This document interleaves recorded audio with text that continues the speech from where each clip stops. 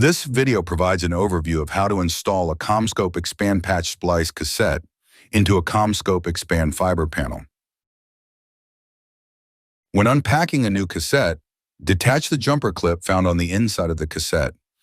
Insert the clip in the middle of the row of adapters until locked into place. Splice cassettes are pre-cabled with pigtails from the factory. To splice incoming fibers, first remove the cover by pushing the two snap hooks on the rear of the cassette and lay aside to reinstall later.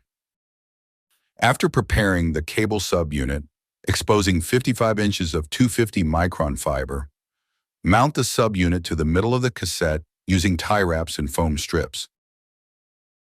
Uncoil 1 or 2 loops of the pre-installed fiber pigtails and then splice per local practice.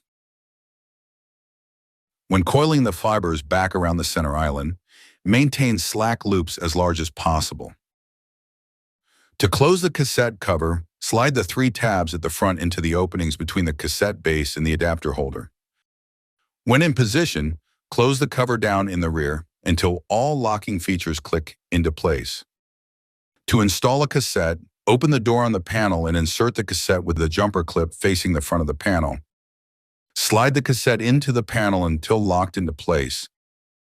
The cable tie-off bracket kit, which ships with the panel, is installed on the rear rack rails to secure cables. It is mounted to the rack with washers and screws supplied with the kit. After the cable has been spliced in the back of the panel, route the subunit off to the side and through the rear cable manager. Route the cable to the tie-off point just above the panel, leaving a small drip loop. Secure the cable to the bracket according to local practice. When routing a patch cord to the front side of the panel, clean the connector per local practice and then terminate it to the adapter port on the cassette and route the cord through the jumper clip and side cable manager.